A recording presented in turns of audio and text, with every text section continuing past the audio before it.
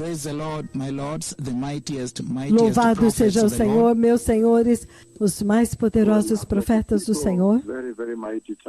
Bem, povo abençoado, um tempo muito poderoso.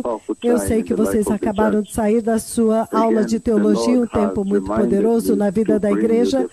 Novamente, o Senhor me relembrou para trazer para vocês a seguinte conversa, a conversa de 18 de outubro de 2021. Naquela conversa, por volta das 3 horas da noite, eu me lembro muito bem, eu já falei esta conversa, eu já dei esta narrativa, eu já a descrevi muito eloquentemente ao longo do tempo. Então, naquela tremenda visão, o Senhor Jesus apareceu para mim. Ele estava carregando algo glorioso na sua mão. Então ele disse, vá dizer para este povo que quando o arrebatamento acontecer, eles terão corpos como o meu. Mas você vê, onde ele estava de pé, a glória totalmente o envolvia onde ele estava de pé. Então, em outras palavras, ele estava dizendo, vá dizer para este povo que quando o arrebatamento acontecer, eles terão corpos gloriosos como o meu. E esta tremenda glória muito massiva eu podia ver, e ele estava lá dentro, mas ele estava totalmente coberto pela glória e a voz dele vinha de lá de dentro. Então, depois disso, eu vi ele escrever 1 João capítulo 3, versículo 2, por volta de 1,5 metro de altura acima do chão. 1 João capítulo 3, versículo 2, e todos nós sabemos esta escritura que diz, nós não sabemos talvez como é a eternidade ou como será, mas uma coisa nós sabemos, que quando o Senhor Jesus se manifestar, quando Ele aparecer, nós o veremos tal qual Ele é, e nós teremos corpos gloriosos como o dele, em outras palavras, então nós poderemos vê-lo no seu corpo glorioso como Ele é. Então esta é a tremenda bênção e promessa que o Senhor colocou diante de vocês agora, a igreja, como geração. E a mensagem que vem de lá é que isso deve jogar tudo fora que tem na terra hoje. Não tem nada mais precioso, mais caro, mais digno de batalhar do que a glória do Senhor que Ele prometeu. Porque se você apenas considerar o seu corpo glorioso e a sua glória, a glória que criou a Nova Jerusalém, criou o novo céu, a nova terra, não há nada comparável com isso. Então nós temos sempre que nos lembrar que há o lago de fogo. Então isso deve nos levar a tomar a nossa salvação mais seriamente, levar a santidade mais seriamente em nossas vidas, em justiça muito mais seriamente. Mas o mais importante é que Ele está me enviando para vocês. Então o Senhor Jesus, Ele está enviando os seus profetas para a igreja e Ele está dizendo para os seus profetas, vá dizer para a igreja que quando o arrebatamento acontecer, eles terão corpos gloriosos como o meu. Isso significa que ele estava extremamente glorioso lá, então eles terão corpos gloriosos como o meu. O Senhor Jesus nos enviou a vocês. Ele nos enviou como seus profetas para vocês, para dizer para vocês que o arrebatamento está próximo. Em outras palavras, a mensagem escondida lá é que a sua glorificação deve ser o ponto de foco como cristão, enquanto você vive a sua vida, mesmo que há o fato de que o Messias está vindo. O Messias está vindo. O Senhor Jesus estava nos enviando os seus profetas para vocês, enviando os seus profetas para a igreja e para o mundo, para dizer para o mundo que o Messias está vindo. Esta é a mensagem mais importante, a verdade mais importante, o fundamento mais importante da mensagem é que o próprio mensagem, como está escrito na escritura que ele está vindo, agora quando o tempo se aproxima, ele mesmo aparece para os seus profetas, primeiro ele envia os seus profetas para a terra, e então nós viemos para a terra. Depois disso, então ele aparece, ele mesmo agora aparece para os seus profetas, enquanto eles estão na terra aqui, e diz para eles, vai dizer para este povo, vai dizer para esta geração, vai dizer para esta igreja, vai dizer para o mundo, para a terra, que quando o arrebatamento acontecer, eles terão corpos como o meu, mas ele é glorificado. Então, em outras palavras, eles terão corpos gloriosos como o meu. Então, isso é uma mensagem muito importante que o Senhor me relembrou hoje, para trazer vocês hoje, para relembrar vocês. Então, há muitas conotações e ângulos, porque o primeiro é que o Senhor está dizendo para os seus profetas, para ir dizer para a igreja, veja, ele tem avisado a igreja para não focar em nada mais. Então, vá dizer para eles para agora focar no meu retorno, no glorioso retorno do Messias, a gloriosa vinda do Messias para o arrebatamento da igreja, a vinda do rei, o Messias, para levar a igreja santa. Então, eles precisam focar nos padrões do céu, a justiça de Deus, precisam ser santos como ele é santo. Então, ele está enviando seus profetas para vocês. Então, o Senhor Jesus nos enviou para este mundo para pronunciar exatamente isso, que o Messias está vindo, que ele está vindo. O Senhor Jesus nos enviou para vocês, para fazer com que vocês saibam que esta é agora para deixar tudo para trás e focar na glória eterna. E isso é muito poderoso, que o Senhor pode, nos dias antes, no tempo antes, na estação antes do arrebatamento, antes do seu retorno para a igreja, ele pode vir e confirmar o que está escrito na Escritura, por voz audivelmente, ele disse, vai dizer para eles. Então, este é um alerta duplo, uma advertência dupla lá.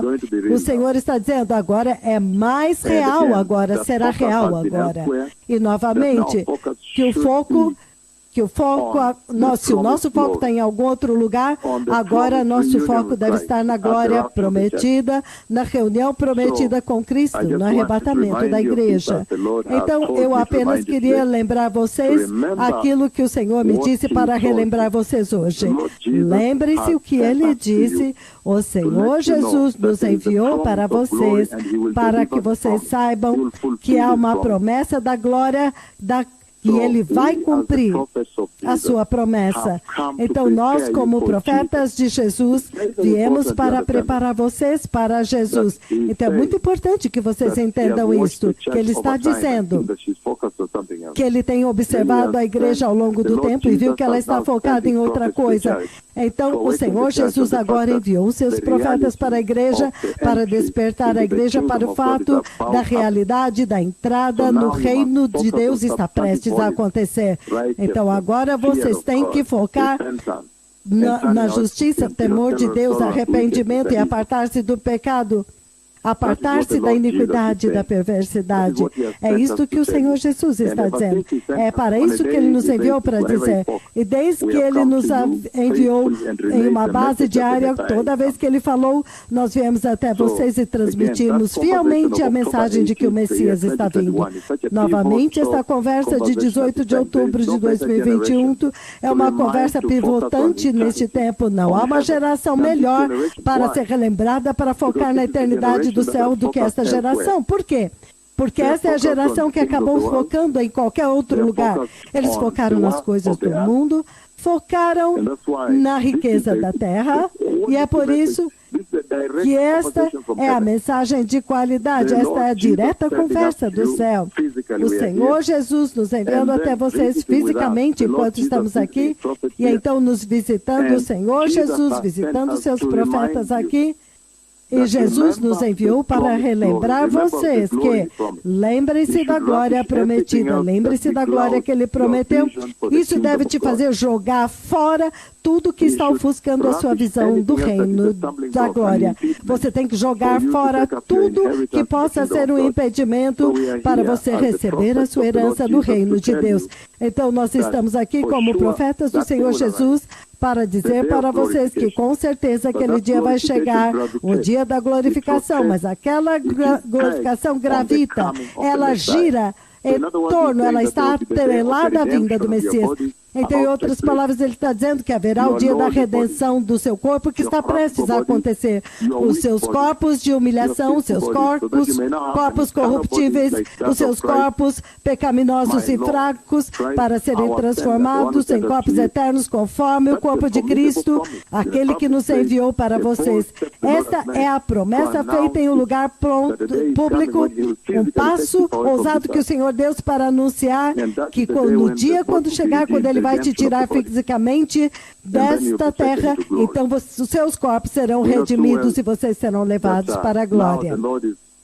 Nós sabemos muito bem que agora o Senhor está focando em Israel, e Jesus estava andando na terra aqui, o nosso Senhor e abençoado Salvador Jesus Cristo, quando ele andou aqui na terra, antes dele ir para a cruz, ele estava ocupado ministrando, e o assunto da ministração dele era para dizer para os israelitas, para o povo judeu, de que este é o Messias judeu. Nós lembramos muito bem que ele tentava se revelar para eles.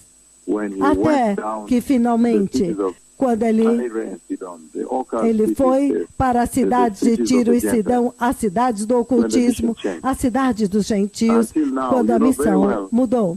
Até agora vocês sabem muito bem, imediatamente que o Senhor Jesus foi crucificado, ressuscitou e ascendeu ao céu, os discípulos tentaram fazer a mesma coisa. Lembra quando eles ficaram diante do Sinédrio, quando Pedro curou o aleijado?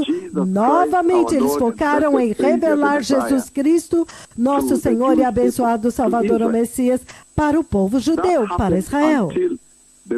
Isso aconteceu até o livro de Atos, capítulo 7. Até Estevão ser apedrejado.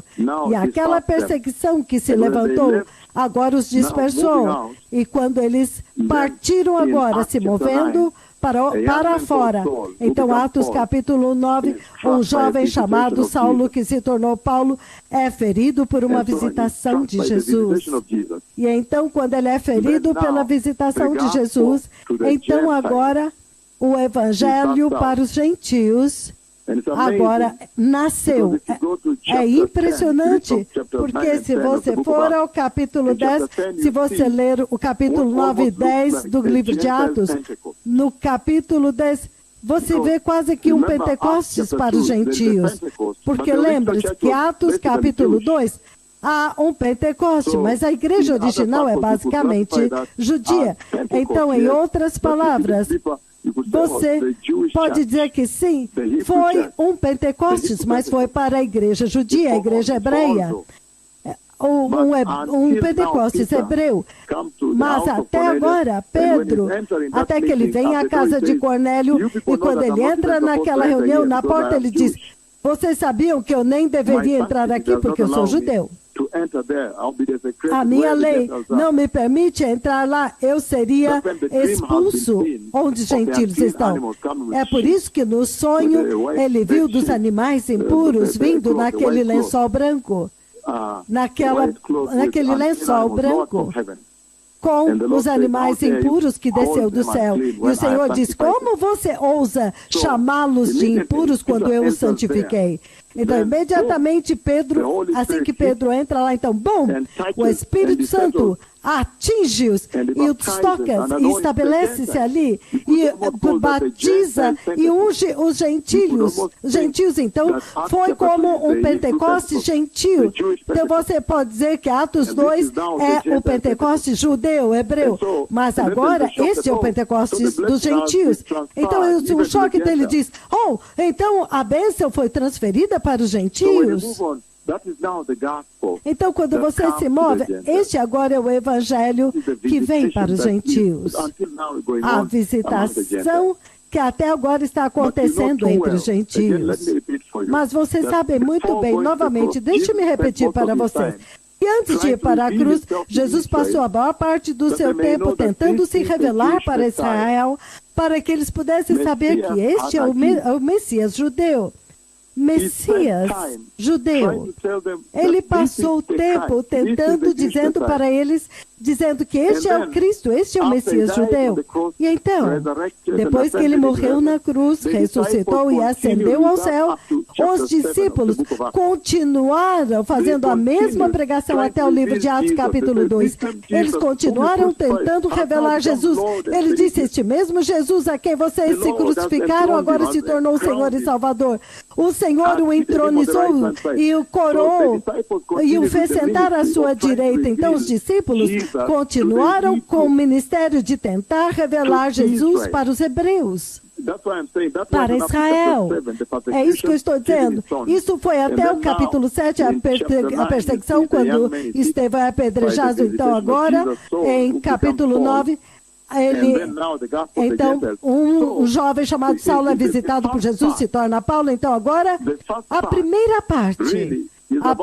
parte realmente é a respeito de revelar Jesus para Israel. Revelar quem é Jesus. Mas depois agora de Saulo, quando ele se torna Paulo, quando ele é ferido e enviado, então agora nós estamos focados na graça. O que Jesus fez, não mais quem Jesus é, mas o que a graça fez. O que Jesus fez. O Senhor Jesus, antes dele ir para a cruz no seu ministério público, ele tentou mostrar quem Jesus é. Depois que ele ressuscitou e ascendeu, depois que terminou a obra da cruz, então os discípulos continuaram em Jerusalém a revelar ou tentar revelar quem Jesus é para Israel. Quando agora Saulo vem e se torna Paulo, então agora nós estamos focados em naquilo que Jesus fez. Esta é a igreja em todo o mundo agora. O que Jesus fez. E isso vai continuar até o arrebatamento. Quando o arrebatamento acontecer, então, novamente, essa é a razão pela qual nós estamos aqui. Nós vamos voltar e ver todo este contato que nós temos com Israel, tentando revelar para Israel, tem um propósito, que depois do arrebatamento, nós vamos voltar lá para tentar revelar para eles quem Jesus é. E é por isso, os milagres, as maravilhas, a nuvem de Deus, a chuva em Monte Carmelo, tudo isso é para revelar para eles quem Jesus é. Então, este ministério que Jesus fez antes da cruz, tentando revelar para Israel quem ele é. Então os discípulos fizeram, depois que ele ascendeu, tentando revelar para eles quem Jesus é, até Paulo aparecer. Então agora eles foram com a graça e o evangelho para os gentios, revelando o que Jesus fez. Mas quando o arrebatamento acontecer, novamente estará consumado. Nós vamos começar a lidar agora quem Jesus é para revelar para Israel. É por isso que nós estamos dizendo, este tempo é para a igreja, mas a próxima dispensação da tribulação é realmente para Israel, porque nós vamos reverter o ministério para revelar quem Jesus é para Israel. Então este é o seu tempo para se preparar, o Messias está vindo. Obrigado, sejam sempre santos e justos, tenham temor do Senhor Deus. Obrigado.